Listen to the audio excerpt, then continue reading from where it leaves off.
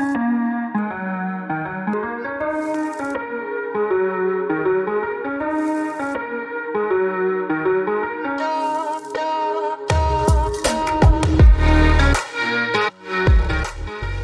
guys, welcome back to another episode of Dynasty After Dark. I'm your host, Calvin Timms. You can find me over on Twitter at TDC_Calvin. You can find my co-host, Dale, at Twitter at Dynasty_Dale. We're back with another episode of Rookie Rankings, an early ranking show for a lot of these guys, before the Combine. Some of them haven't officially declared yet, so there's a little bit of risk there. There's going to be a couple guys we talk about here today that do have a real risk of going back to college. But the whole point of these podcasts, and if you've listened to the quarterback and the running back rankings, is to get our thoughts on these guys before the offseason narrative really gets to set in on a lot of players. Because every single offseason, you're going to hear these guys kind of jump up and down the boards, for seemingly no reason whatsoever. We have all the tape. We have all their measurables. We'll get official measurables here in a couple of months here at the Combine. But, all the information's already there. And then you're just going to see guys slide up and slide down. And, oh, this guy interviewed well. Oh, this guy had something in sixth grade. This guy has a hidden medical injury. So there's going to be a lot of stuff that comes out. So we want to give our thoughts on these guys early so that we're not, swayed as much by the public perception of these players. So that's why we're having you guys in, and we're excited to talk about some of the wide receivers here today. Dale, anything to say before we jump into it? No, I am just ready to talk I'm just ready to talk all about these wide receivers we got today. Yeah, there's a lot of it's an interesting class. And when we start talking about it, the biggest thing, and just as a forewarning for everybody out there, and it's going to be a bigger tier one here today. So this first episode, if you're listening to this one solo, the biggest thing for these guys is they're very small. For the most part, there's not a lot of size in this year's class. And that has led a lot of people to not love it. And, you mix that with a pretty bad free agency class for the actual NFL free agents this year. It's not an exciting year for wide receivers. And it's kind of a shock to the system, right? Because the last 5 years in a row, we've had amazing wide receiver after amazing wide receiver. So we were always due for a down year. But yeah, this year just feels kind of worse than some people expected. But we're going to talk about it here today, and I think there's a few gems that are going to be able to really stand out once we get down to the nitty-gritty here after the draft, and we're excited to talk about it. So that said, Dale, I'm going to let you do the honors on this one. Name our number one wide receiver here for the rookies coming in. It's going to be Jackson Smith-Njigba from the Ohio State University. So pretentious. Extremely. All day, every day. He is 6'1", 200.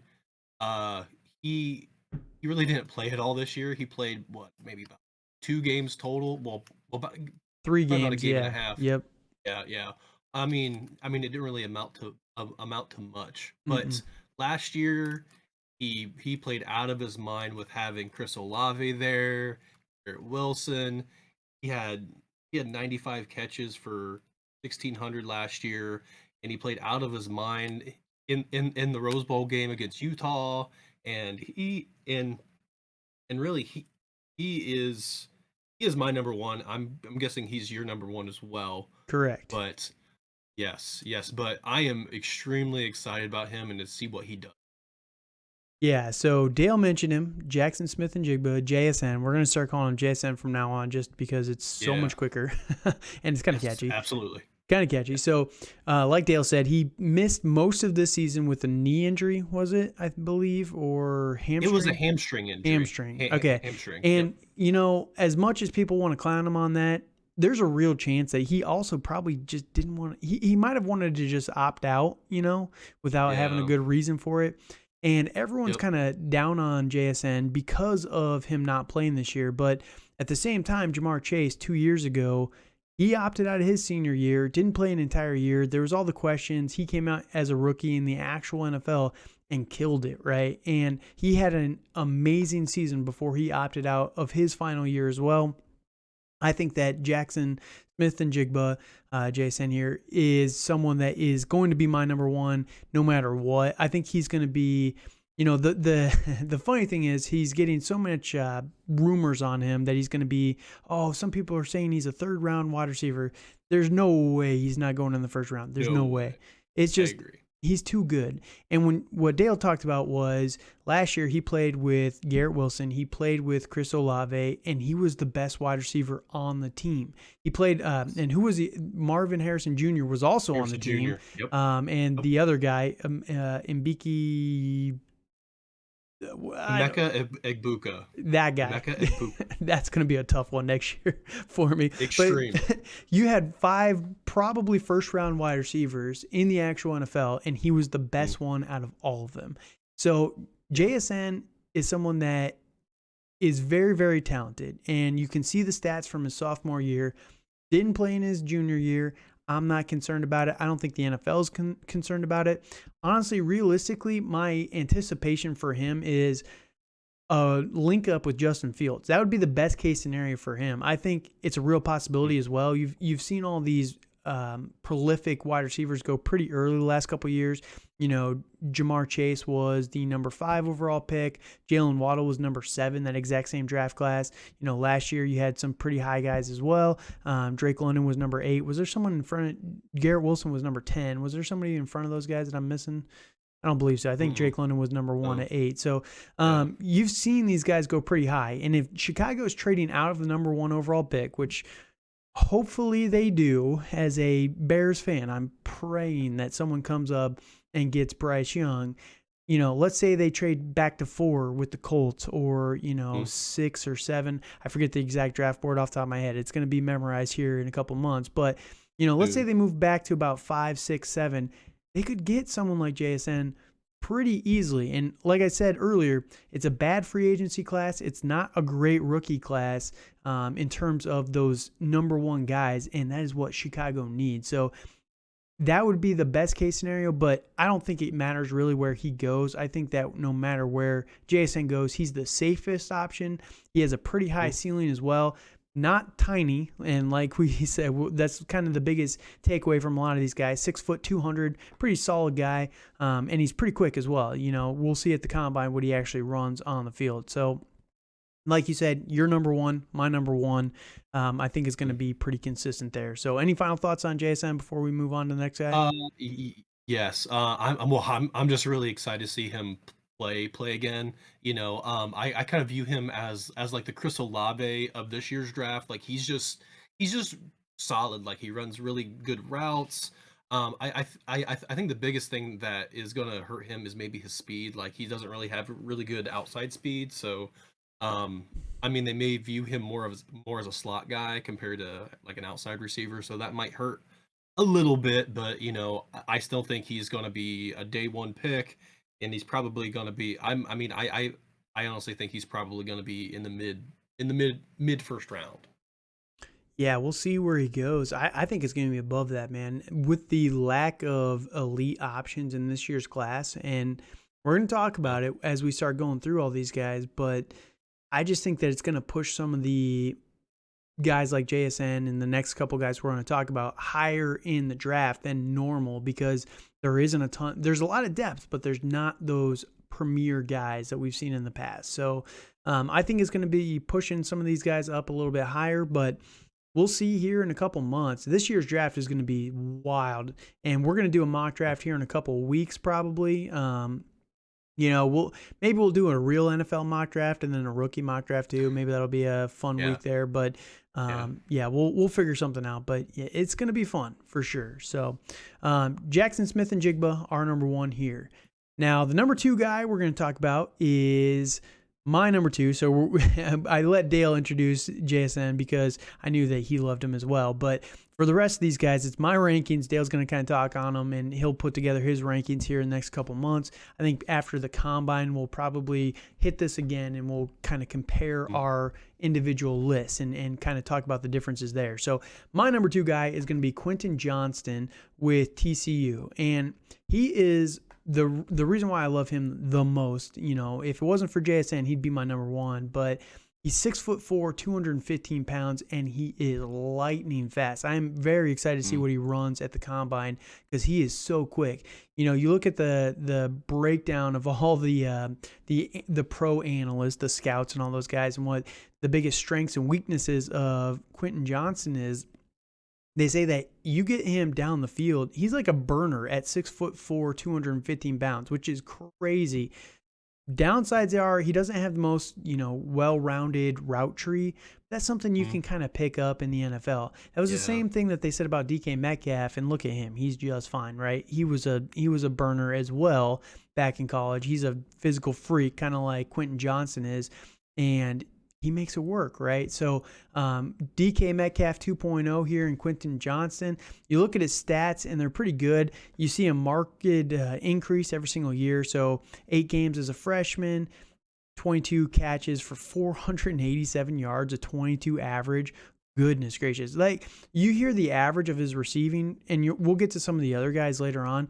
It is wild that he's averaging 19 yards a carry or a catch, through his entire career. 115 total catches, but 33 as a sophomore, 60 this last year.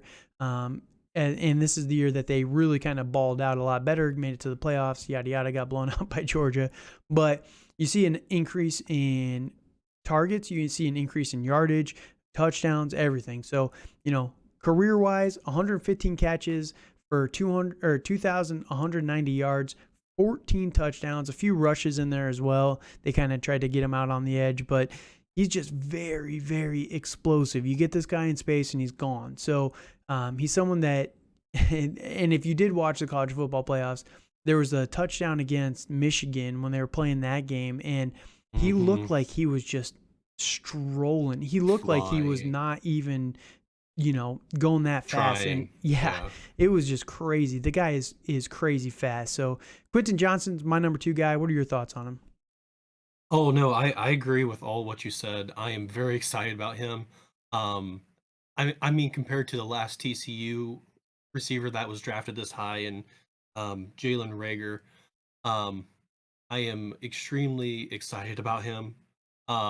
And I think the biggest worry I have is that like he did have some drops, and he's not as physical on the line of scrimmage as you would like. Like, he's not the blocker that you would want him to be at his size, but boy, can he run, and he runs fast, and he's going to run away from some defenders, and it's going to be fantastic to see. It's going to be great when he gets drafted by Pittsburgh, and then he'll be able to play next to George Pickens, and Pickens can teach him how to block, right? So we'll be all right. Yes.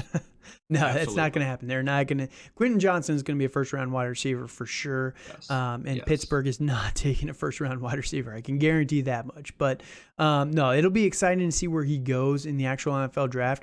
I don't think he's going to be the number 1 guy. I think that he's kind of like a Drake London type of prospect, where physical freak, big body guy, contested catch. That's the best part about Quentin Johnson. He can make contested catches, but he's also so fast on the edge. So that's why I like him so much. I just think that JSN is a little bit better of a route runner, a little bit better as a total package, and that's why I prefer him a little bit. But it's like heads and tails with these 2 guys. It's A or B.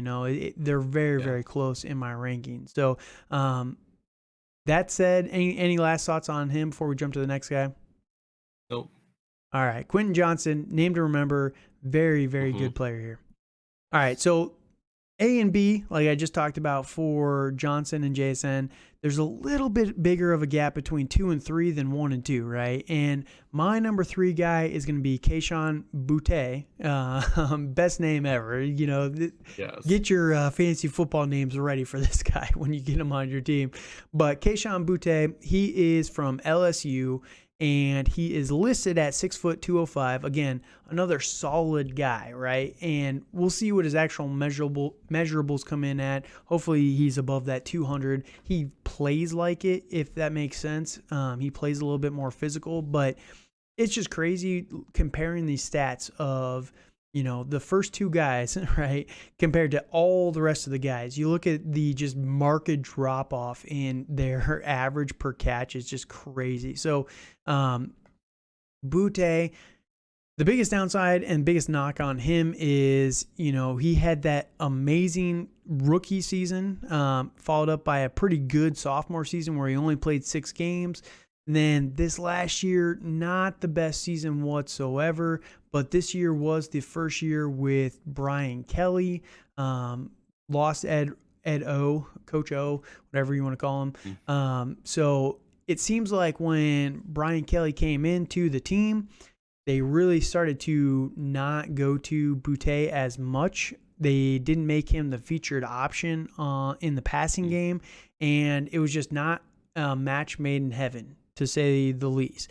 There was a reason why Boutte decided he wanted to go back to college before he ultimately committed to the NFL draft.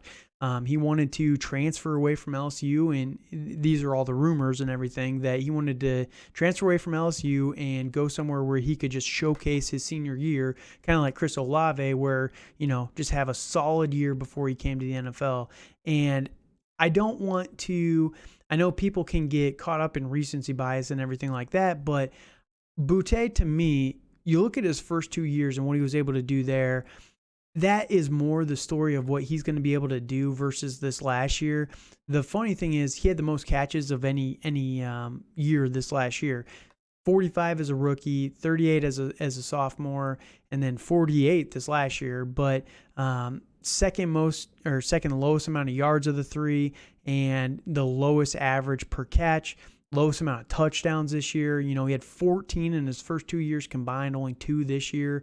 So it's just, it was a big difference between this one and the last couple of years. So Boutte is someone that I like a lot. If he's probably going to end up being a round 2 wide receiver. I think that he wasn't able to show enough this final year to push himself into the first round. But to me, I think that he's definitely worth it value-wise. What are your thoughts on him? I do agree on the value. I mean, I am worried about what happened at LSU, and I'm always worried about these like rookie diva wide receivers that think they're the best thing ever. I do worry about that because they're gonna get humbled quick. True. I will say the one thing that the elite guys in the NFL all have in common, they're all divas, and it sucks. I get it, but they are all divas, right? Yeah. So you have to have some sort of cocky mindset to be that guy. Yes. But it's definitely a two-sided coin on that, right? So, but yeah, keep going. What are your other thoughts there? So, so with Boutte, like in 2021, like he did get injured, which that kind of hurt his track on his season. Like for his numbers were like tracking really, really well, and he was planning on being that great LSU receiver, and then he got hurt, and then there was a coaching change, which I think hurt him as well. I think he's gonna be fine. I do agree with you that he's gonna be a high day 2 pick. He has good hands. He's quick. He's just very solid overall. He just hasn't shown us enough to really be up there with JSN and Johnston, right? Yep. So talent wise, he's a total package, like we talked about. But the other, I do remember the other downside for him is there are some rumors of off the field stuff as well. And it kind of goes to the whole diva mindset a little bit there. Yeah. But you can't. In reality, the NFL is going to ding him for anything that they deem too far, right? So that's what's going to ultimately push him down boards, is that off the field with the production and everything. But, if he can explain it in interviews and all that stuff, he'll get rewarded with a high contract and blah, blah, blah. So that's not for us to judge. We're just taking him for the fantasy football player that he could be. Yeah. So so that's our thoughts on Boutte. And then any last thoughts on him before we go to our last guy in this tier? All right. So the last guy we're going to talk about in this tier is going to be Jordan Addison. And this guy is a big difference between all the others because he is tiny. He is 6 foot tall, at least, so there's that. But 175, he reminds me a little bit of Devonta Smith, who I hate Devonta Smith. I cannot stand Devonta Smith, but he's really good. He's really good. Yes. I admit Devonta Smith is very, very good, right? But I just think that when you're that tiny, who's the other? Hollywood Brown, Marquise Hollywood Brown, very small guy, very productive. Doesn't mean you can't be good at the NFL level, but you can see through a couple years now, Hollywood gets banged up a little bit more. Devonta Smith gets banged up a little bit more. He's got a little bit more of those big hits kind of take him out a little bit more than some of the other guys. So the only downside for me on Jordan Addison is his size. Talent-wise, he is very, very good. Played 2 years at Pitt with Kenny Pickett, I believe, right? And then as soon as Kenny Pickett gets drafted to the NFL, he loses his college quarterback, so he switches over, enters the transfer portal, goes over to USC, plays with Caleb Williams. So probably the number 1 overall pick next year. And, he doesn't have the best year this year, to be honest with you. It's the problem was, I think that teams were able to lock in on him way too much over here versus what he was able to do at Pitt, for whatever reason. Or, honestly, I don't even think it's that necessarily. I think it's more that Caleb Williams is so good that he doesn't need to rely on someone as much as Kenny Pickett did to rely on Jordan Addison, right? That's my honest opinion. I think that Caleb Williams is an ultimate weapon. He's got the rushing ability. He can make plays. He's a very good player. There's a reason why he's already the number 1 favorite to be the number 1 overall pick next year.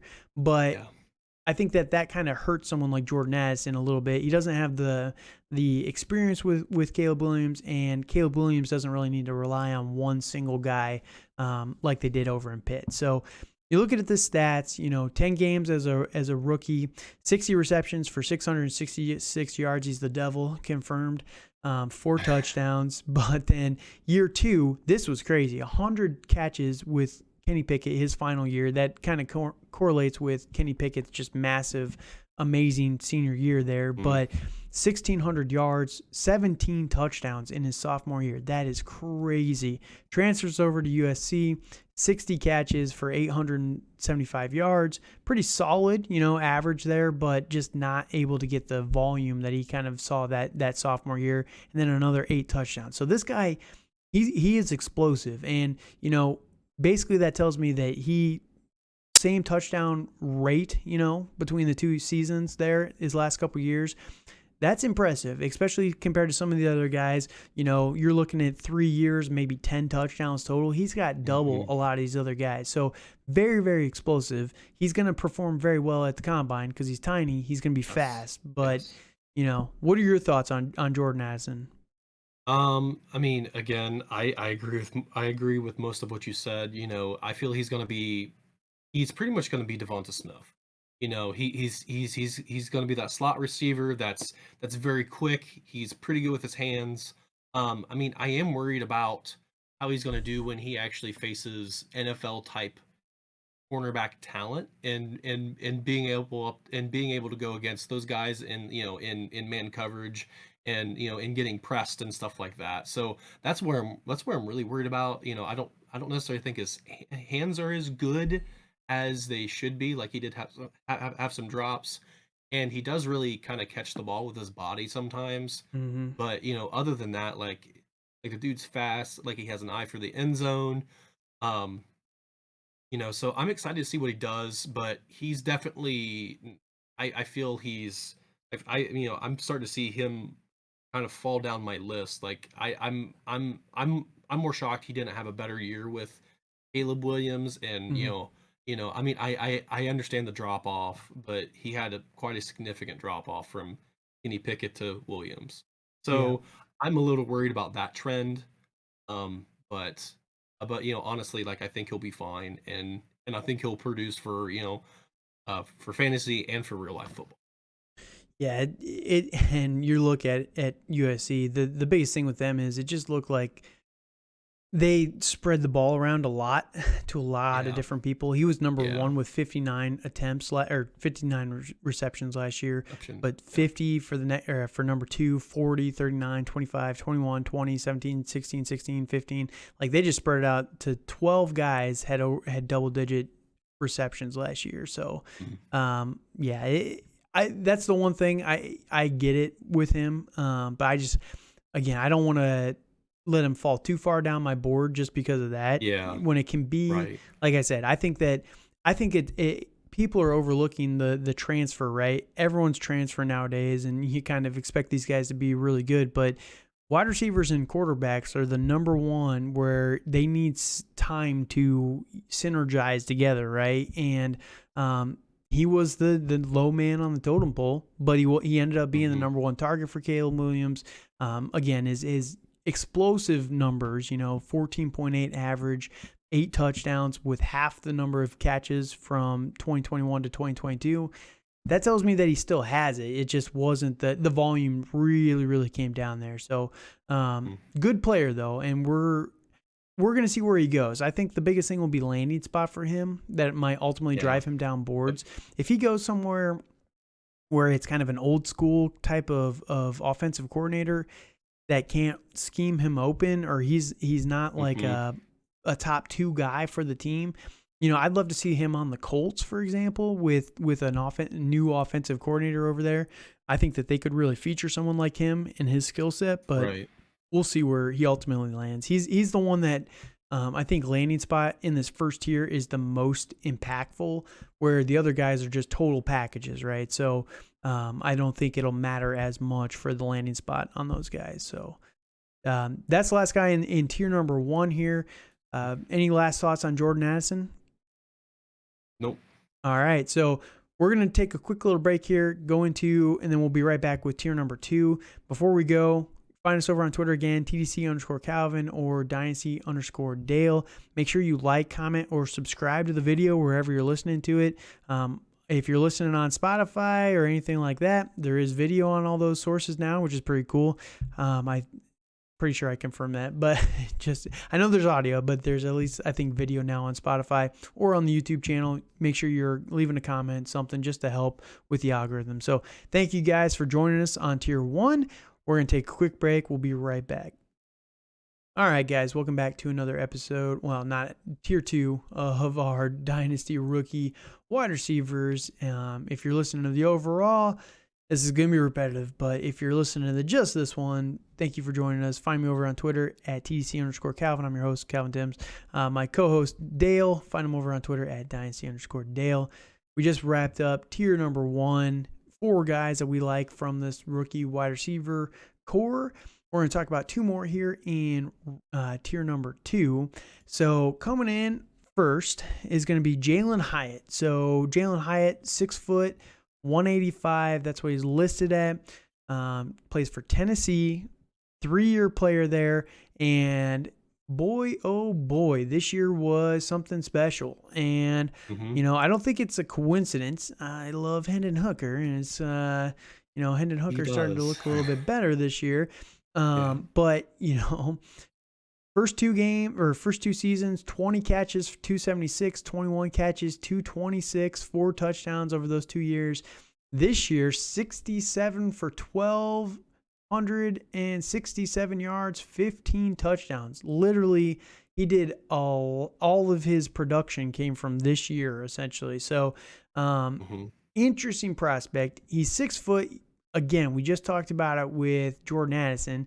He's got a little bit more weight on Jordan Addison by about 10 pounds, but these guys are very similar prospects.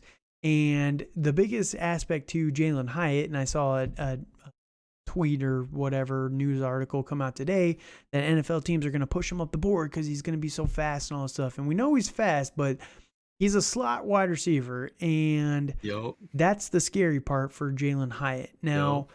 that's the same knock on guys like Amon-Ra St. Brown and, some of the other guys over the last couple of years. Oh, Amon-Ra can't be that good. He's a slot wide receiver.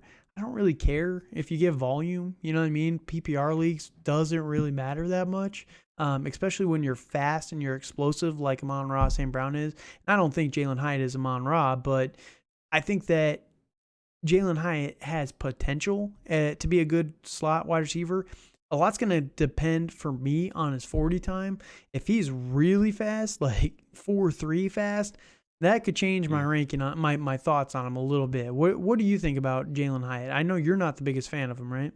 No, I am not a big fan of him, and I don't even really like him in tier two. I think he's a trap. I think I think he's going to be the trap player and the wide receivers. I mean, he's obviously talented. He is. Like I get it. I see the talent, but he's a very limited route tree that he runs. Like it. I mean, like every play I see him like just running like a 9 route, down the sideline and catching this bomb from Hendon Hooker. Which isn't a bad thing, but that's not realistic in the NFL. That's not going to happen every game. Right. It's just not. So, Especially at that size too, you know what I mean? right, at that size, I understand he's going to be fast, but like also guys in the NFL are that fast too. Right. So I think he's going to really struggle, and I feel he's, I kind of see him being like the John Ross of the draft, personally. To me, it depends where he gets drafted. If he, yes, I don't think he's going to be a first round wide receiver. And I know a lot of people are putting him there. I don't see it. And that's where I think the 4 that we talked about in tier 1 are and I don't even think Boutte will be a first round wide receiver. I honestly think it might be 3 guys this year. And Boutte might be like 30 to 32 just because of what we talked about last time, the scarcity of these guys. But, if the off the field stuff, maybe Jalen Hyatt goes at the very end of round 1, but I just don't see it personally. Right. So if he's a day 2 guy, right, a round 2, probably upper round 2, that's when a lot of these skill players, people start to trade up for him and all that stuff. I don't hate it as much, there's less expectations at that point that they don't need him to come in and be the savior for the team, right? And I think that's where he could thrive, right? If he's not being thrust into please save us type of role, let's say that that the Pittsburgh Steelers decide they want to move on from Deontay Johnson this offseason, right? There's a lot of discontent there, we'll say it that way. Let's say they move on from Johnson and pick up Jalen Hyatt in the second round. Maybe the late second. Maybe they use the second round. I think they have 2 second rounders next year. So let's say they use a second rounder on Hyatt. That could be somewhere where it'd be very interesting, right? It's someone where all of a sudden George Pickens is the number 1 guy. You've got some other guys there too, and Hyatt doesn't have to produce insanely well. He's the number 3, number 4 option for the team, which for fantasy doesn't necessarily mean he's useless, but it just means from an actual NFL standpoint, the pressure's off him a little bit more there. So, he's an interesting prospect for sure. Yes. Now, yeah.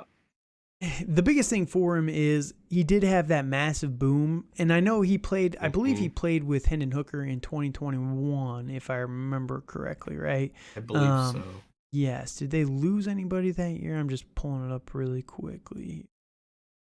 Okay, so he was the number 3 in terms of targets. Velus Jones Jr. was ahead of him, and Cedric Tillman is another guy. He's kind of interesting. The problem with Cedric Tillman, I don't have him ranked. He's a super senior. That's the one problem. He had 5 years of college play, all at Tennessee.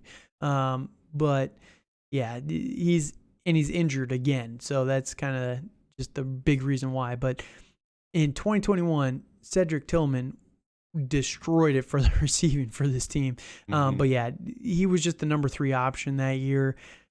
I don't know really. I mean, I didn't think Velus Jones was that big of a gatekeeper, but obviously here we are in 2022. All of a sudden, Jalen Hyatt looks amazing. So there's something that has to be said about that, All right. So any last thoughts on him before we move on to the next guy here? No. All right. Let's see. All right, so the next guy is going to be Josh Downs. Now, this guy is someone that I've seen all over the place. A lot of people have him a lot higher. A lot of people have him a lot lower. He's very polarizing, it seems, right now, early in the offseason. Comes in at 5'10", 175. Pretty solid size for a wide receiver. If you're going to be lighter, at least he's shorter. But I don't love shorter wide receivers.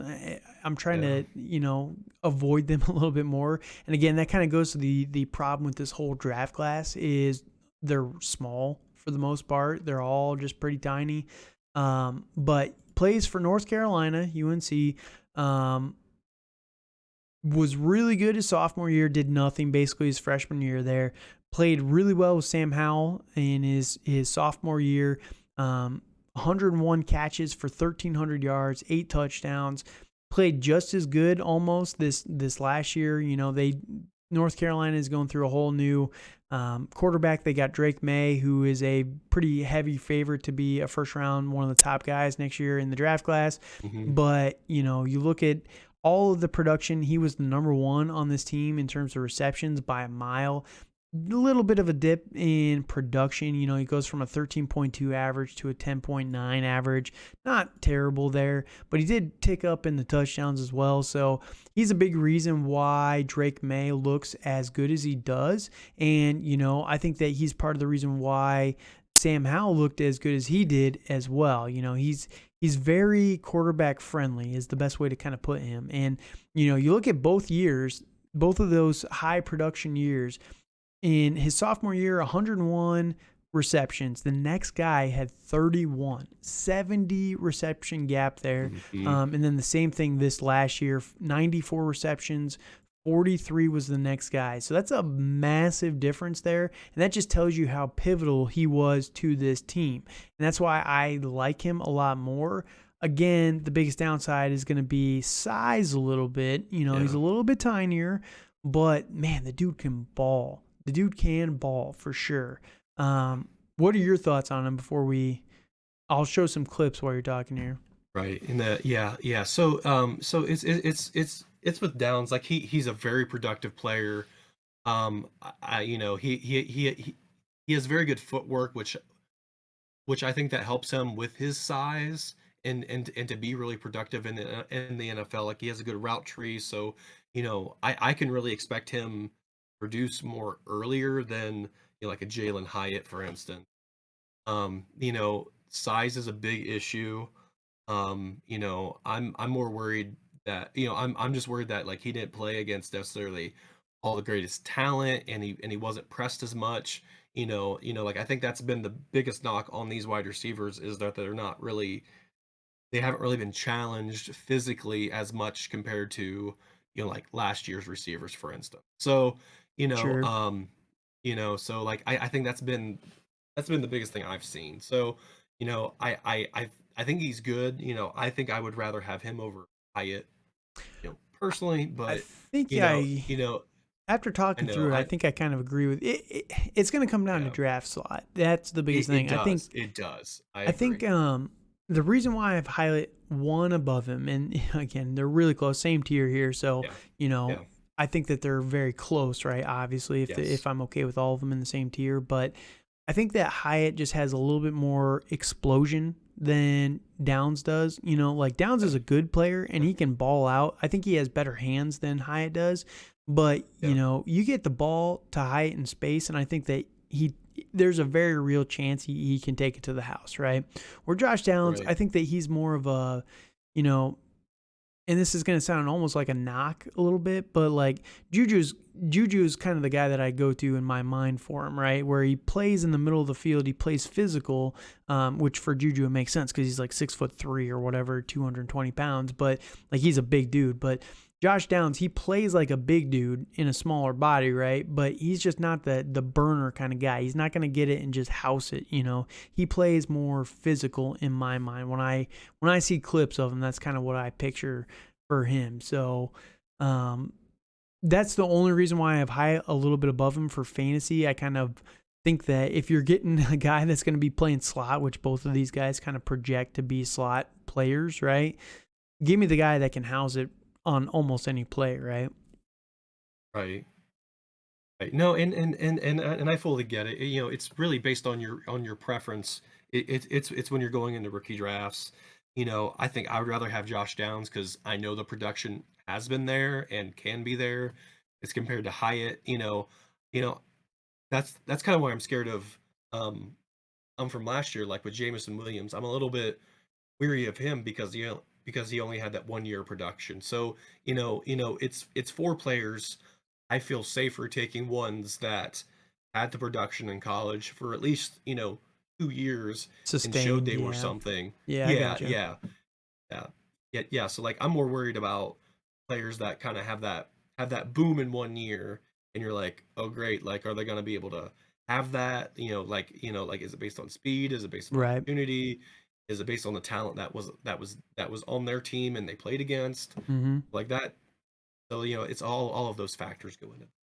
Yeah, that's the interesting thing because at least with Jalen Hyatt, it all came in year 3, right? Where Yeah, this last year, which you like to see that at least. That tells you that he's yeah, at least yes, progressing forward. It yeah, wasn't like the guy Brian Edwards, big miss by me, yeah, right? Brian Edwards, but he was really good as like a freshman, pretty good as a sophomore, mm, not as great as a junior. So he kind of was the reverse, right? Where he showed it all really early and then just didn't really maintain that, right?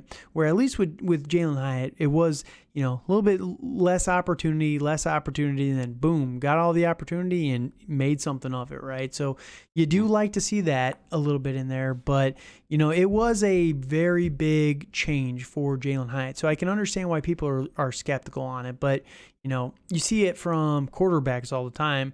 Sometimes it works out just fine. Sometimes it doesn't, but Zach Wilson kind of thing. yep, yep, Um, but I mean, you look at who was the other, like Joe Burrow, wasn't he just really amazing his last year, or did he have 2 yeah, years? yeah. I think it was just Well, one year, right? it was 2 years at LSU, but he was kind of Mediocre mid his his first year, first right? year. Yeah. Yeah, So it was very mid compared to his right. senior year. Right. So at least it came in the last year, and that's the one thing I do like to Yeah, see with Jalen Hyatt. But ultimately, these two guys, I think testing is going to be big for him. I think Jalen Hyatt's going to be fast. I think Josh Downs is going to be solid, but he's not going to be as fast. He's probably going to run like, I'm going to make an estimation right here. I'm going to say Josh Downs comes in at 4.46. That's gonna be my guess. 4.46 for him.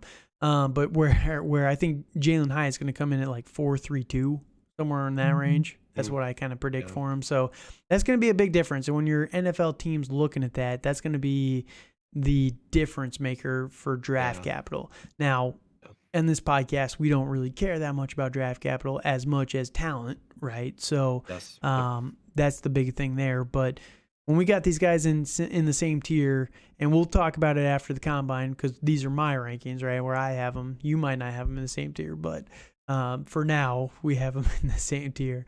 So that's the one thing is you can use draft capital as a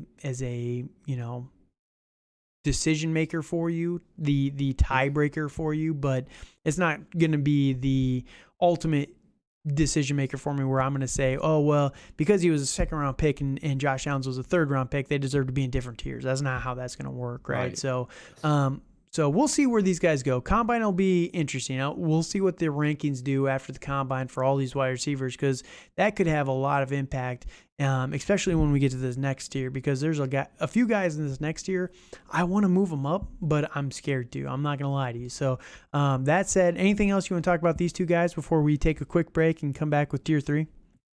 Nope. All right. So thank you guys for listening to this one. Again, follow us on Twitter. Go back and just look at YouTube. It's listed right below our pictures. There are pretty little faces. But make sure you're subscribing, leaving a comment wherever you're listening to the podcast. We appreciate it every time you do. It just helps with the algorithm, all that stuff. So thank you guys. We'll be right back with tier 3 for the rankings.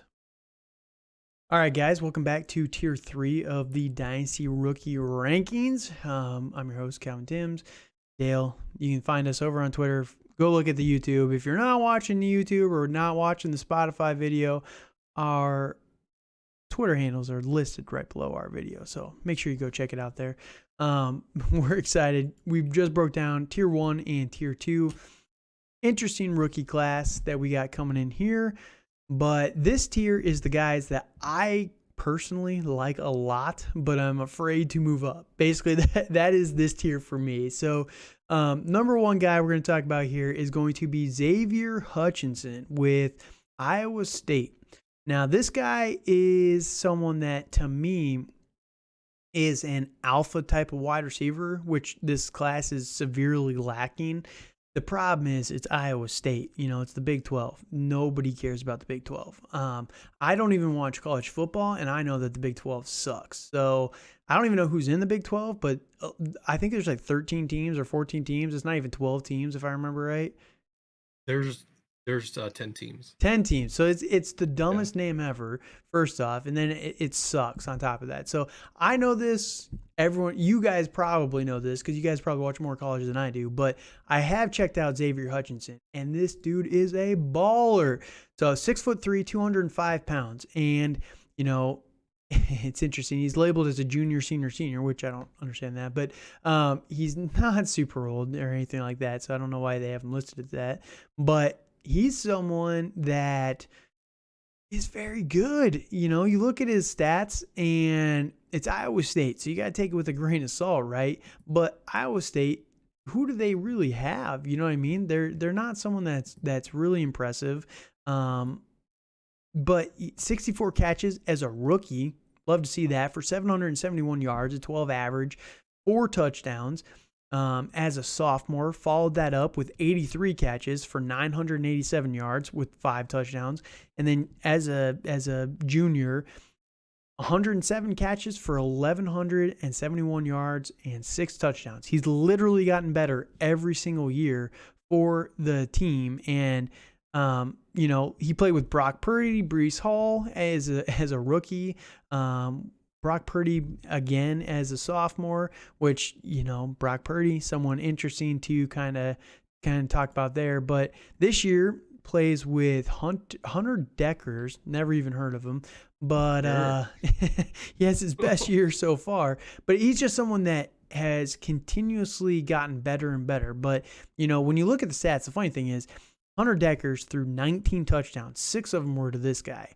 And I think this kid is special. I think that he's going to be someone that's going to go probably mid-rounds, like 3rd, 4th round. And I think that he's going to be a steal. You're going to be able to get this guy in the back of the 2nd, maybe 3rd round of your rookie drafts. And I think he has the potential to be a top 5 wide receiver in this draft class. So I'll stop salivating over him. What are your thoughts on Xavier Hutchinson here? No, I completely agree. I'm just glad to finally see a guy that's physical and that's willing to put his shoulder pads down and really hit somebody when it comes down to it. I mean, he's not the quickest guy, but he's still able to get separation. Like he's still able to have those deep routes, and with him being 6'3", that really does help. Like compared to some of the wide receivers that we've talked about are only like 5'10", for instance. Yeah. So like so that's really going to help him really kind of stay up there on draft board. I think his biggest thing is that he has a very limited route tree, and he went to Iowa State. Yeah. So he's playing against Big 12 defenses, which aren't known to be world beaters by any means. So and he's playing on an Iowa State team that is not very good, and they're probably having to come back from a lot of games. But still, like, he is a man amongst boys when you watch tape. Yep. And I did show a couple clips, and the biggest thing is he is not afraid to get hit. He plays through contact, and you see a lot of these guys in college nowadays. And who was it we talked about? One of the running backs. I forget which one it was specifically, and I got to go back and check my notes. But one of the running backs we were talking about was he always ran out of bounds. He didn't like he didn't like contact, so he tried to avoid it as much as possible. And that works so well until it doesn't, right? And in the NFL, if you do that too long, you're going to get called out for sure. And it's good to see guys that are not afraid of contact, that are willing to be, to put their body on the line. So I think that, again, he's going to be someone that goes in the mid rounds. If he gets top 3 draft capital, oh baby, I am all in. I am all aboard. But it'll really depend on that. I think that realistically, he's probably going to be like maybe a 4th round pick. I don't really care that much. I think that he's going to be very good, but there is a real chance if he goes fifth or later, that could kill my hype for him completely. But there's not too many fifth round wide receivers that really make it anymore, unfortunately. But fourth and above, I'm not too concerned. But yeah, I think that his combine information is going to be very interesting. If he can put up any sort of explosion, because we can see what he can do Mhm. physicality wise, but I mean, again, I gave a couple of predictions for 40 times. He's probably going to run like a 4.48, 4.5, right in that range, Yeah, which yeah, everyone thinks of wide receivers. Oh, you got to be super fast. But I mean, you look at CeeDee Lamb, you look at Jerry Jeudy, these guys never have problems getting open, and they ran like 4.5s. It's just what they did. Like the elite guys don't always run sub 4.4, and it's just something to keep in mind with combine stats. So if he can be in that range, man, I think that he's going to be a potential sleeper alpha for a lot of teams out there. So, any last thoughts on Xavier before we move on to the next guy? I think the big thing with him is is that like I just hope he's not compared to like another Iowa State wide receiver that came out a few years ago, which was Hakeem Butler. Like Oh yeah, people people were raving about him because of his size. I think he was 6'5", 6'6", right. and like he ended up being a dud. But Tight end I really think Hakeem Butler. yeah, basically. So I really expect Hutchinson to have similar draft value, which I think Hakeem Butler was a fourth round pick. I can see Hutchinson being a third, fourth round pick, but I think he's going to have a lot more success because of his physicality. Yeah, and if you remember, for everyone out there, we've talked about this in the past, but we used to go to the NFL combines because we live not too far away from Indy, and that's where they're always held. Yeah. But before they made it the prime time nighttime thing, they had during the day, they let fans in and you'd be able to get tickets and everything. We went and saw Hakeem Butler live Yeah. run, and oh my gosh, I remember telling you at the thing where it's like he looks like a boat just trying to move. Yes. He could not change direction to save his life, and he just looked so stiff. And If. ultimately, it panned out that Yeah.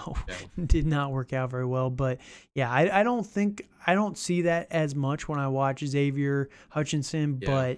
But yeah, hopefully people don't just helmet scout with him and Yeah. tie him to Hakeem Butler. So we'll see what happens, but.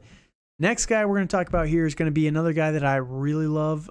He's like the prototypical guy for me of a wide receiver that I just absolutely adore, Parker Washington. And the funny thing is, he reminds me of James Washington. And that's not necessarily the best thing because James Washington ultimately did not work out well for the NFL. But Yeah. he is 5'10, 215 pounds, which is a stocky boy. He's basically like a running back playing wide receiver. And I love to see it, but it's always a risk, right? So he played for Penn State for 3 years, and 30 a total of 146 catches for 1920 yards, 13.2 average, 12 touchdowns. Nothing crazy, but it's just watching him play that really kind of stood out to me. I always kind of like these guys that are more like the running back type of body style, the Antonio Gibsons, if you will, of wide receivers, just because this guy is someone that's very interesting. So, what are your thoughts on him? I'm going to run a couple of highlights for him real quick while you're talking, and then Yeah. we'll kind of dig a little bit deeper on Yeah. it. Parker Washington. I think he's a pretty good wide receiver. Like I watched him a little bit last year. Um, when he played Ohio State in their game, Speaking and like of, he you went can't off. see the highlights, but this I the first know highlight was from the that's Ohio State game. I kind of figured that. I kind of figured that because I think he That's had funny. I think he had like 11 receptions, 170 yards, Mm-hmm. a couple touchdowns. Like like he has that ability, but I think part of his downfall was quarterback play. Yeah. In his freshman year, like I think he had Will Levis. Speaking of the Will Levis, and then and then his last 2 years, like he's had Sean Clifford, which Clifford is a joke and a meme to me personally, but that's just me. But yeah, it's for Parker Washington. I think he's pretty solid. Like he's gonna run a decent 40 time. Like Hmm. it's gonna be nothing that's like super spectacular, but like he's a good uh, a catch and run guy. Um, like he has pretty good hands. But on the other hand, he's not super. I'm not sure how physical he's gonna be, So or that's the thing or with yeah, the is highlights. You could kind of see it a little bit, and that's one thing that I like about him. And again, this is why I kind of like those running back wide receivers. They're not afraid to play physical, and you saw it with yeah. Parker. He's good at breaking tackles, and he uses his size well, in my opinion. So, to me, he's someone that kind of utilizes the whole uh, jump ball. He's a very good jump, like 50-50 Mm. type of guy. But he's also pretty shifty as well. So he's kind of like a whole package. He's just, shorter than normal, but stocky. Right. So we'll Yeah. see what he ultimately can do at the combine.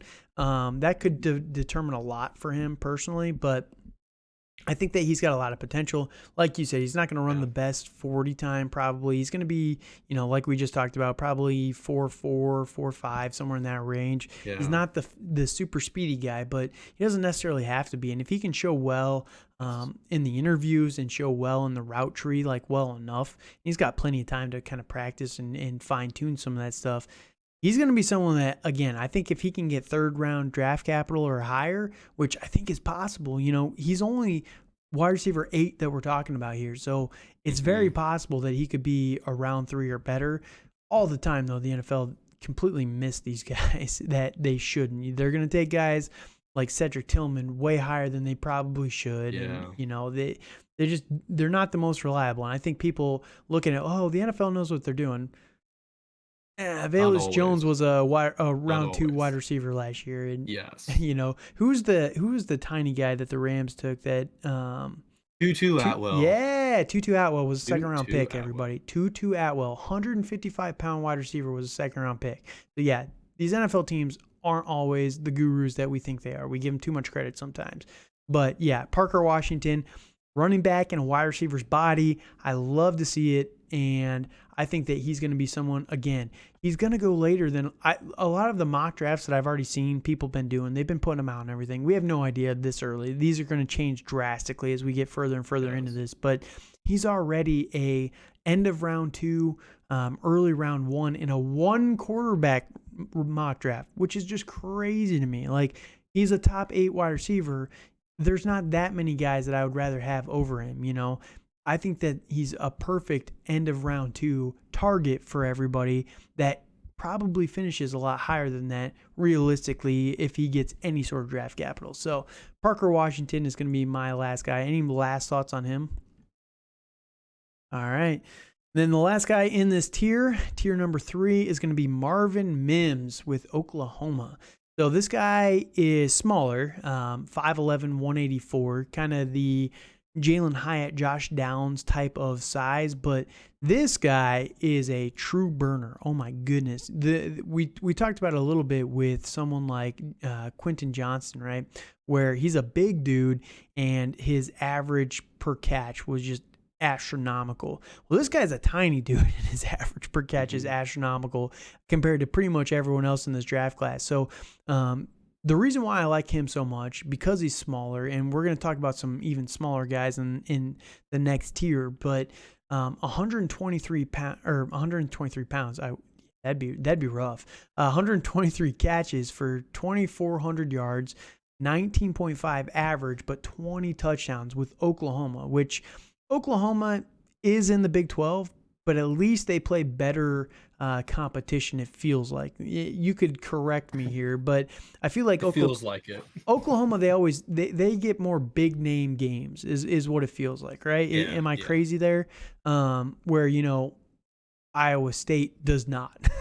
So, right. So that's the biggest thing for me. So Marvin Mims, he's a smaller dude, but he knows how to put it on you. And, when you're averaging that much as a smaller guy, that means you know what to do to get open, to kind of break some of these tackles, and you're using your size to an advantage. So, what are your thoughts on Marvin Mims here? Mims is interesting. Like, he's played with quarterbacks like Spencer Rattler. He's played with Mm-hmm. Caleb Williams, and last year he played with I think Dylan Gabriel was his name. You probably have no clue who he is, I do not but know, but yeah, yeah. So with that, like he's played with a wide array of quarterbacks, and he's been pretty consistent. Like he's more of a downfield guy. Obviously with his yards per reception, it's mm-hmm. being in the 20s, which is astronomical, crazy. Right. So I see him more of a down the field guy. Like he's a pretty good punt returner, which I think that's going to Mm-hmm. help his draft stock a little bit because he'll Right. be more versatile. So I mean, I'm just worried about. I think I feel like I'm repeating this a lot, but like his route tree is pretty limited, which him just running 9 routes, like and just Mm-hmm. catching the deep ball, it seems like, he has more opportunities to have those big plays, but he's not really gaining a lot of skills. Right. I So, think one of his most yeah, underrated abilities is he's able to find the holes in the zone, yeah, yeah, Like yes, that's yes, that's yes. a big part of it. If you're going to be a down the field type of guy, if you can find those holes, that's huge for NFL teams too. That's what like Travis Kelce does this stuff all the time. You watch him Oh, every yes, time. Everyone's like, why don't people guard Travis Kelce? They do, but if you're not manned up on Travis Kelce every single play, because you're not playing, most teams don't play man every single play. You watch Travis right. Kelce, he finds a spot and he sits and he just sits It's there, and yes, it's like nobody he found the one hole in the zone and he just goes there. And that's what Marvin Mims kind of feels like to me. He just knows how to exploit that. And, yeah, I showed 3 plays while you were talking, and all 3 of them, he got targeted like 20 yards down the field. So it's like they're targeting exactly, him pretty deep, but exactly. he Yes, knows how to get like open, or he knows how to just get that one step on the defender where you right. can kind of place it perfectly for him, and he's going to go and get it. So Yeah, he's someone that, he is smaller. I don't think he's going to be mm, as prolific as a draft capital type of guy. He's probably, probably future Patriot Marvin Mims here. To be honest, like just because he is a really good punt return type of guy. And, yeah, you know, the Patriots, that's one of the biggest things that they value is those special teamers, right? So, mm, um, I think that he's going to be someone that is going to be highly coveted, or maybe even, the Baltimore Ravens, Marvin Mims. That would be a yeah, pretty good combination in yeah, reality. Him with Lamar Jackson. So we'll see where he mm, ultimately ends up, but I like his talent a lot. There's a lot of question marks, around him. He's not a mm, perfect candidate. Don't get me wrong. nope, All this tier of guys, Xavier Hutchinson, Parker Washington, Marvin Mims, I like these guys a lot, but they do have, some question marks to them. 2 of them played in the Big 12. Parker Washington played for Penn State, which, it's just, there's questions there. And yeah, doesn't mean that they're not right. going to be NFL prospects, but for fantasy, I think that the talent is definitely there. Now, it's going to take a few, you know, external circumstances for these guys to work out well, but I think at least 1 or 2 of these guys is going to make a very big splash in fantasy football Definitely, in the future. So, definitely. any last thoughts on Marvin Mims? Yeah, it is with Mims. Like it's part of why I think he's going to do well is that he's more physical than some of these guys Mm-hmm. in that like he's willing to fight for yards after the catch, Yep. and that's going to really help him in the NFL and not just like be a guy that catches the ball and just dives down to the ground kind of Yeah. thing. You know, Yep. Him and you know, him you and know, and Parker, those 2 yes, that's why I yes, really love those guys yes, here. yes. Yes, and for their size, like that's really going to help them because they're going to be more slot guys, and Mm-hmm. they're going to have to go like in the middle of a defense and go against a linebacker that's like 6'2", 220. That's going to go and try to chop his head off, that kind of Right. thing. You know. The good news is, at least for like Marvin Mims and Parker, they don't necessarily have to be slot guys. Like Hyatt and Downs, I highly doubt they're going to be outside wide receivers. In Yeah. reality, tier 2 guys, go listen to that video if you haven't. But these two guys, they're like Marvin Mims is right on the edge. 5'11", 184 is what he's listed at. I don't know if I mentioned that earlier or not, but he packs on 10 extra pounds. He's right in line with a lot of the alpha dog wide receivers nowadays, who like CeeDee Lamb is I think 6 foot 190, give or take 195. So they're getting more lean, it feels like. They're not all DK Metcalf out there, but Parker Washington, again, he's 5'10", 215. If they're quick enough, I think that they could play on the outside, but the nice thing for these guys is they're also small enough that they could move over to the slot, and that's where I kind of like them as the perfect Z receiver, where they can kind of go in or out. They don't necessarily have to be alphas where like a Hutchinson would be, but they have a little bit more flexibility to their game. So, all right, any last thoughts on these guys before we move on? All right, so that is our tier 3 breakdown. Thank you guys for listening. Find us again over on Twitter at TDC_Calvin, at Dynasty_Dale. Like, comment, and subscribe to the video wherever you're listening. Thank you guys. We're going to take a quick break and be right back with tier number 4, the final tier of early rankings for these wide receivers. All right, guys. Back with the final tier of our rookie wide receiver rankings. This tier is not as exciting, not the highest names, but there's a couple names you might like here. That said, I'm your host, Calvin Timms. Dale was with me. Find us over on Twitter. Like, comment, subscribe to the video, all that stuff. If you're watching the overall video, I apologize. It's very repetitive, very, very repetitive, but got to do it for the algorithms, right? Or something like that. That's what they always say. And all the other videos I watch, trying to be like them, trying to be cool. Dale, you ready to get into the final one? Absolutely. Can't wait for these guys. Yeah. All right. Dale said he has watched any of them. He said they're all trash. That's what. No, just kidding. All of them are. No. Right. So no, we're gonna start off here with Zay Flowers. This is a guy that I've heard get a lot of hype from a lot of people out there, and we talked about trap players earlier. This is this year's Sky Moore for me, where he's a small school type of guy. He's being talked about and kind of touted with no real substance behind him. Like you look at him and he's okay, and that's pretty much all it is. And I don't really want to bet on okay earlier than top 10. Like, he's my number 10 guy here. All the guys we talked about earlier, I could see a real role in the NFL for all of them.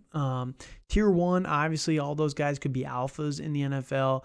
Tier 2, those guys are slot guys that kind of have a little bit more upside with Jalen Hyatt and Josh Downs. Tier 3 are the guys that they have the potential, the talent to kind of jump up there, but few more question marks. And Zay Flowers, for me, I'm just a little nervous about him. He's okay and just not great. And again, I just don't really want to bet on that. So 5'10", 172. So he's a tiny guy, first off.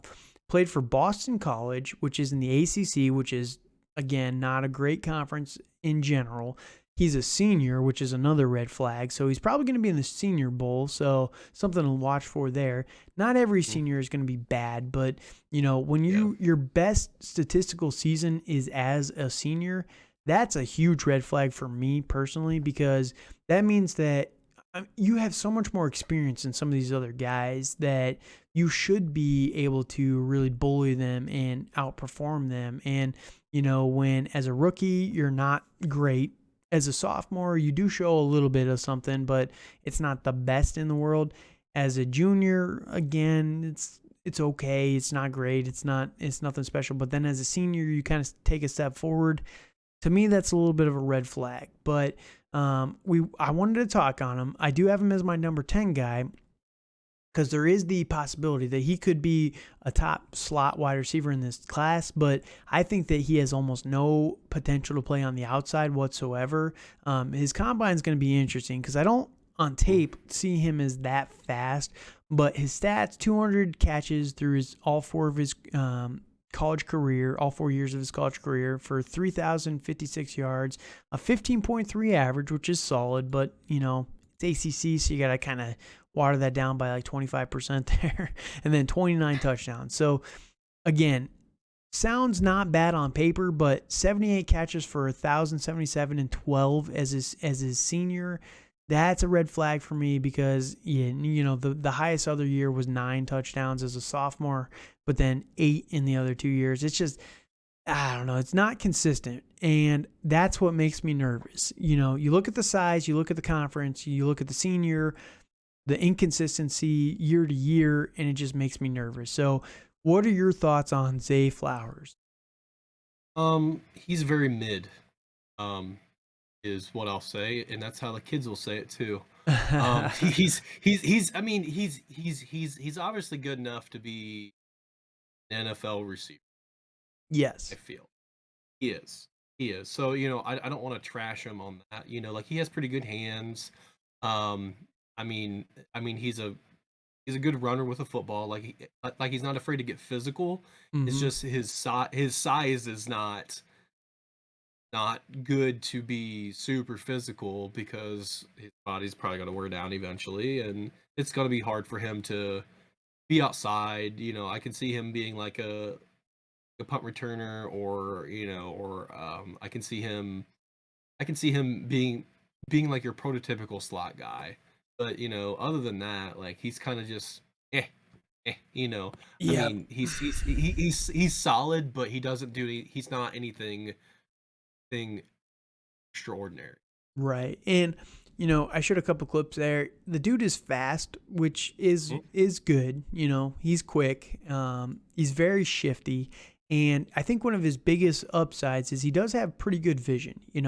He's able to kind of find the lanes as they're kind of developing downfield, which is a very good talent. But again, I think that he has the potential, in my mind, to be he's an exclusive slot wide receiver to me, and he might be the best pure slot in this class, which would be fair to him.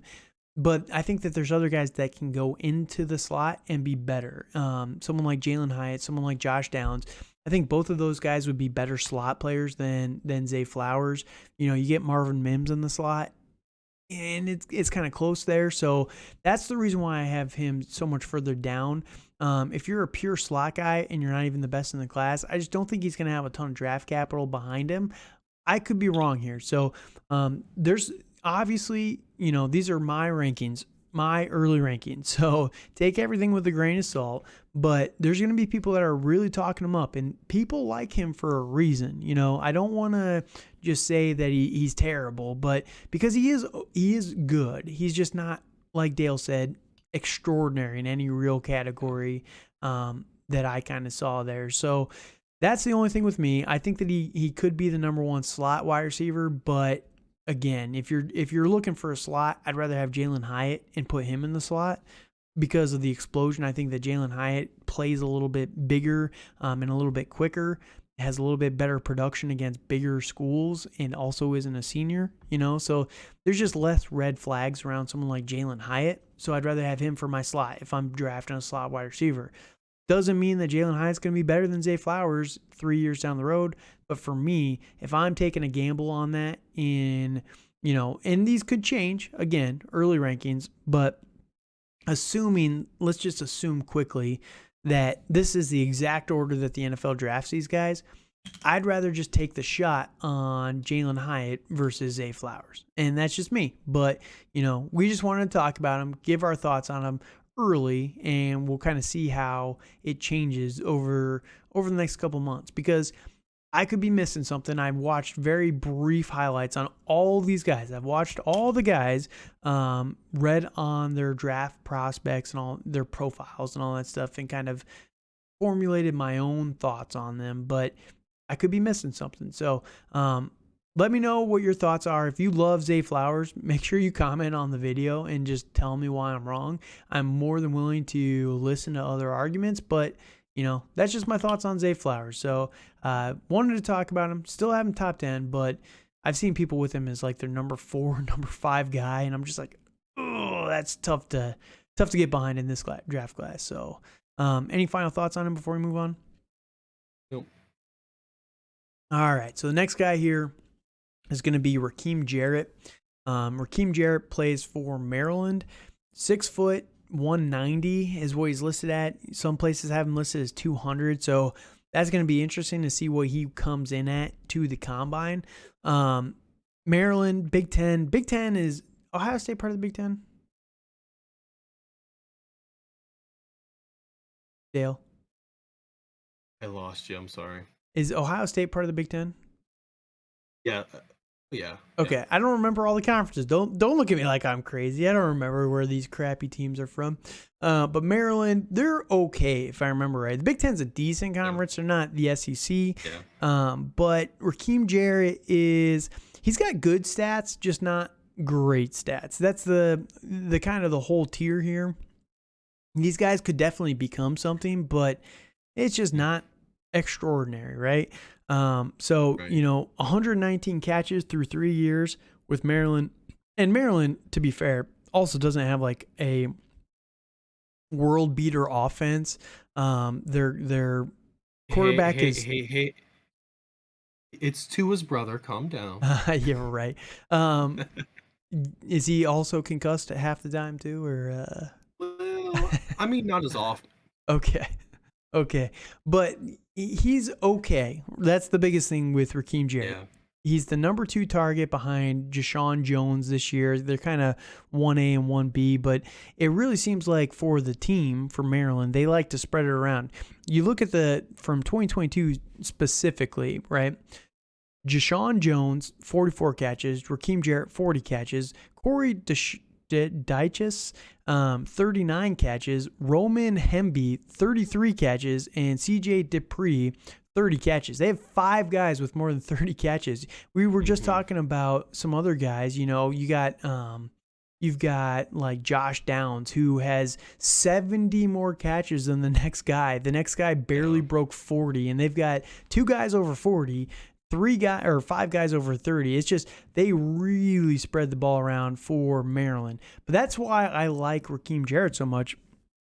To me, he stood out a little bit more than some of the other guys, even though he was in more of a timeshare than some of the other prospects in this year's draft class. So, again, not the most amazing stats, but, when you're spreading the ball around that much, and really it's over 2 years. He didn't do much in 2020 when he's a rookie. He played 4 games, had 17 catches. You kind of scratched that season, whatever.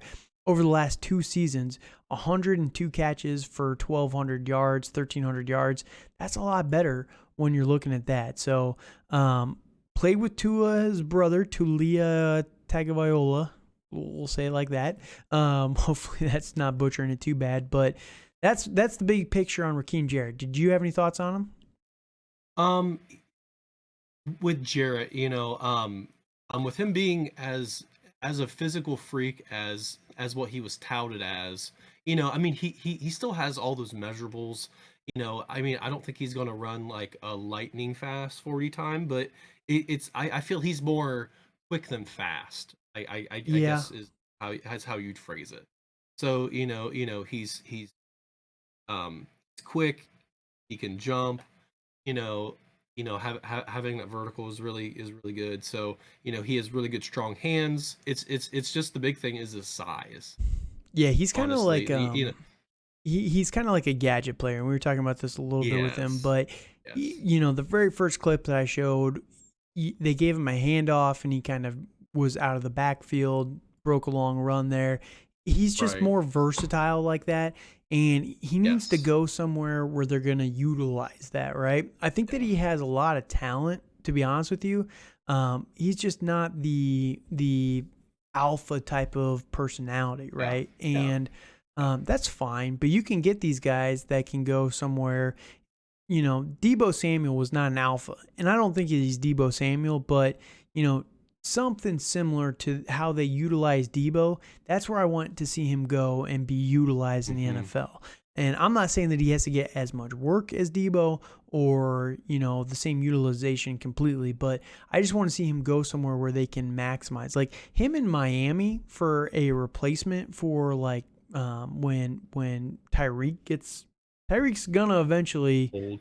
yeah, he's Yeah. getting older, man. And like if Yeah. they can get someone to kind of develop behind him, I don't think that he's Tyreek fast, but I think you could utilize him in a similar sort of style as Tyreek Hill. You let him Hmm. sit behind him, develop a little bit more, and I think that'd be a good fit for someone like him. I think that Mike McDaniel could utilize him a little bit more, or Josh McDaniels getting him on the Raiders, letting him sit behind Devontae Adams, again, another older guy.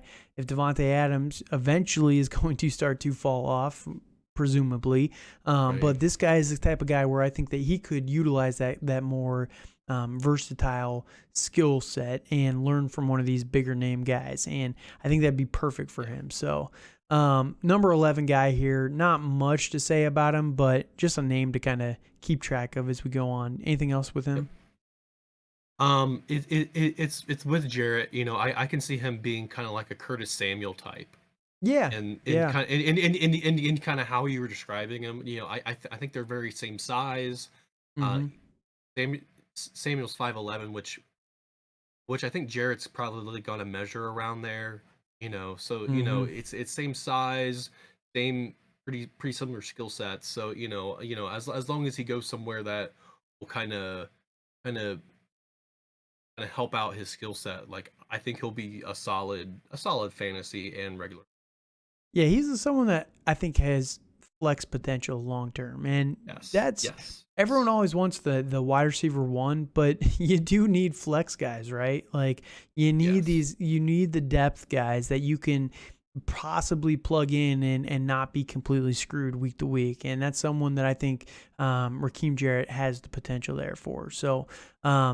That's number 11 here. The last guy we're going to talk about in this tier, my number 12 guy, is going to be Rashee Rice from SMU. So he's 6'2", 203 pounds. Kind of differs. Some places have him listed at like 190. So that'll be interesting to see where he comes in at the combine. Red flags though with him. Senior for SMU, plays in the American Conference, so not the best competition there. Again, you see a massive boost of production in his senior year, which we talked about it a little bit earlier. It's not necessarily the worst thing. We talked about with Jalen Hyatt. It doesn't necessarily mean that it's bad as long as it's a constant development forward. And that's what we've kind of seen from him. As through all 4 years, he's literally gotten better every single year. His yardage did take a little bit of a dip in 2021, but a ton more receptions that year. More touchdowns that year, more touchdowns every single year, more receptions every single year. So he's gotten better, and it's shown on the field. But the biggest thing is he's a senior, and it's the American Conference. So there's a lot to kind of prove for him, but doesn't mean that he's going to be bad. It's just I can't bet on him at being an outlier. And we talked about this with the quarterback rankings, right? I'm not betting Hmm. on Bryce Young to be amazing for fantasy football because he's 5'9", probably 5'10" and a half. But Bryce Young is going to be a statistical outlier in a negative direction. I'm not betting on that. This guy would have to be a statistical outlier in terms of red flags of senior production and small conference, where it doesn't mean he can't do it. He has the talent, and you've seen it on, and I'll show you a couple clips here, but it just means that I'm not investing on him. But he's someone that realistically is probably going to be like a fourth round pick, and it's not a terrible flyer in a rookie draft. So, what are your thoughts on Rashee Rice here? He's interesting in that like like did have a lot of production at SMU this last year, but I feel their offense is overinflated because of how pass heavy it is, and they played in the American Conference, which the best team this year was Tulane. He was yeah I think it yeah. was. So yeah yeah. So I mean that's not super great competition that they're playing against, and then they're throwing it. seems like 40, 50 times a game. So, I don't think he's not going to go to an offense like that in the NFL. I feel he's solid, but I feel he can make a lot of plays and be competitive in trying to catch the ball, but I don't think he does anything that's super crazy or super great. I think the thing that he does have going for him is him being 6'2", and he is fairly fast, but I think there's going to be DBs that are able to run with him. Um, so yeah, he's good, but he's not anything great. So the good news is I'm just looking through here. Through all 4 years. Okay, so through the last 3 years, excluding his freshman year, he was the leader in receptions for the team all 3 years, which is pretty impressive, when you got 43 catches and you're the leader for the team. But this year specifically, like we talked about with Josh Downs, he had a massive gap between him and the number 2 guy in terms of catches. He had 96 catches. The next guy had 37. So, he was the entire offense for them this year, which is good to see that he was able to do it. But yeah, the problem is, again, like we talked about, it's just you can't trust the American Conference at all. So we'll see what this guy can do when it comes to the. Okay, so his quarterback was Tanner Mordecai. I knew that name from somewhere. He was from Oklahoma for 3 years. That's why. Yep. Okay. But yeah, sorry. Quick little aside there. But we'll see what he can do at the combine. If this guy can come out and show some explosiveness, maybe he's got a pretty good vert or a pretty good 40. If he can blow us away in one of those 2 categories, there's a potential that it could really boost his draft stock. And he's someone, again, I think that it's a flyer pick in like the 4th round of your rookie draft. But if he gets 4th round draft capital or better, it's a rookie draft pick that I would not be afraid to kind of take a shot on. That's the biggest thing with him. Again, he's not a world beater. He's not a super special talent, but we've seen guys like Antonio Brown, who wasn't a special talent, come out of nowhere in the 6th round and be an amazing NFL wide receiver. It does happen.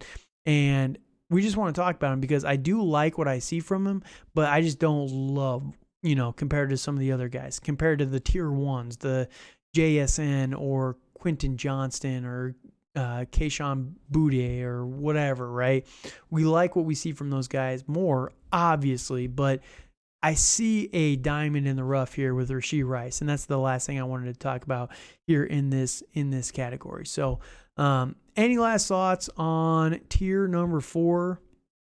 Nope. All right, so that is the final tier for the rookie wide receivers. Thank you guys for joining us for all these receivers. Again, these are early rankings, so they're going to change. They're going to go up and down as we go through this whole process, but you're going to take this ride with us. We're going to update them after the combine, see the big change in the offseason narratives, and really see where the rise and fall of these guys starts to take place. So make sure you're liking, commenting, and subscribing to the video wherever you're listening to it, and it just helps us out with the algorithm. Find us over on Twitter. We're here all off season as we start to roll into that.